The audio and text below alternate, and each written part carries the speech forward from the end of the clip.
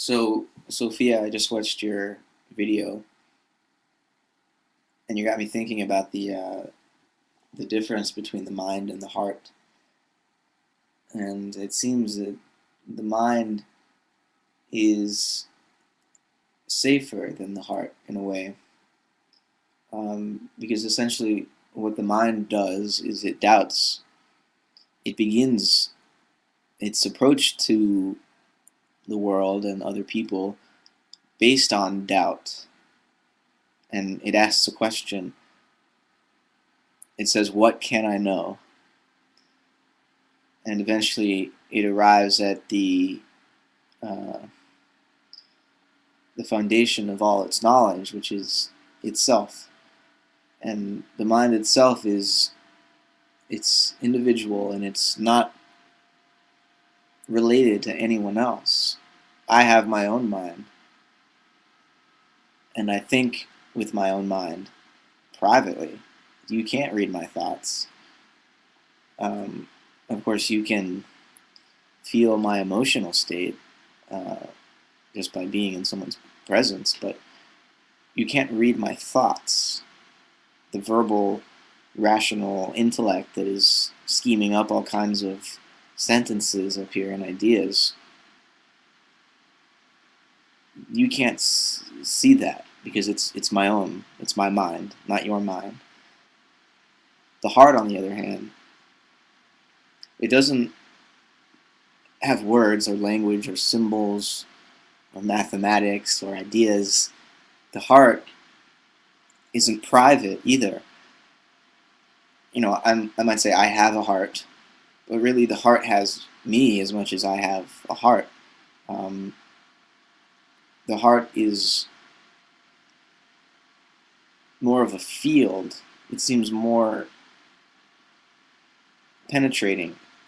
It penetrates our individuality, whereas the mind can be a separate thing. The heart can't ever be separate, or at least when it is separated, it breaks. It becomes painful. The heart needs to be connected. Um, and you could say that the mind needs to be connected too, because really I'm only artificially separating the heart and the mind. For you to think creatively and in a worthwhile way, you must think with passion, so you must um, have heartfelt thoughts. And in the same way, if you only have feelings and strong emotions and passions, but no ideas and thoughts, you'd be in a similar disadvantage. So to even separate these at all is a bit of a mistake. But we can still differentiate them. There's some difference between entering the world and interacting with others mentally and entering the world and interacting with others with the heart, from the heart. And I think, it almost seems like civilization as a whole, the human species as a whole, is on the verge of shifting its center of gravity from the individual mind to a more collective, heart-centered focus in everything that we do. In other words, instead of society being based upon economics, where we are all individuals that have to work for our own wages and live independent lives, where we own things by ourselves and so forth, we're trying to transition to a way of being with each other that's more communal, more heartfelt, less individual and ego-centered. And it's a very painful transition. As much as we'll be better off after this takes place, the ego itself is dying in our society. And this means that every individual person in our society has to suffer through this death of their former identity as a mind or an ego, a thinking subject that exists separately from everybody else. Each one of us has to go through the process of the death of that way of being in the world that we were raised to believe was accurate, was true, that that was our true self. And to find out and to have to pass through this evolutionary process that forces us to see that this ego is not real. It's very difficult. It's painful.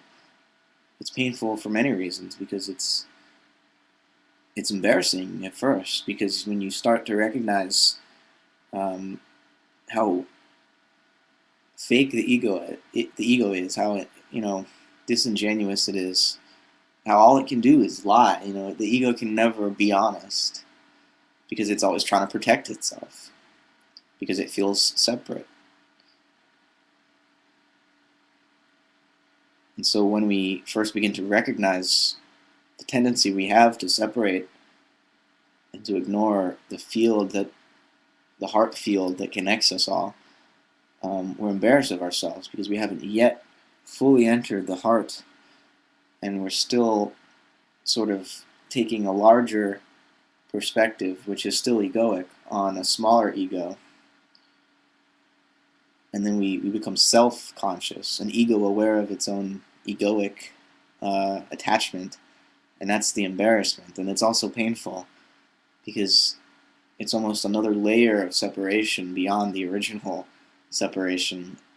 And you can keep going on with this process of separating yourself, and eventually the whole chain of karma, which has led you into deeper and deeper spiritual debt, which is really deeper and deeper suffering, eventually the chain will just snap and break and shatter, and you'll be enlightened.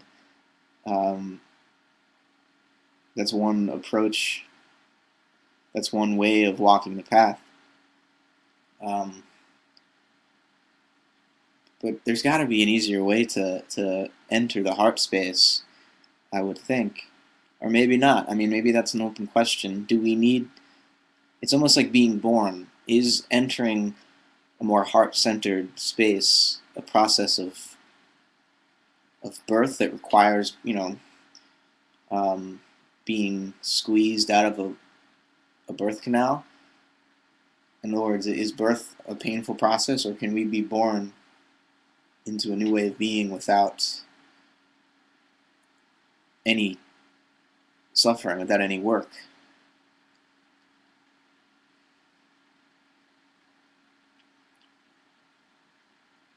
But it's interesting. I mean, before you enter the heart space, you think that compassion means feeling or empathizing with another, someone else. That's the only way the ego can conceive of the meaning of compassion. You help someone else. But when you're really in the heart space, there's no others anymore. So you're not helping anyone.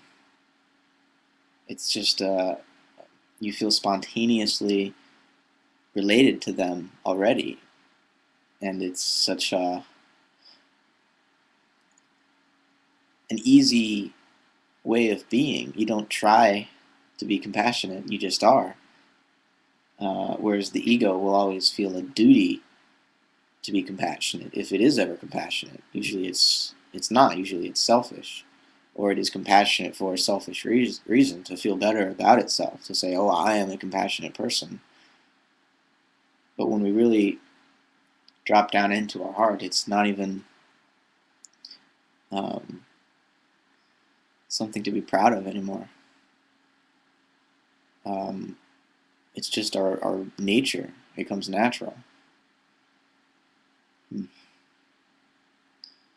Well, anyways, thanks for your video, Sophia, and also to Eric for sparking all of this originally, I think. So yeah, thanks for listening.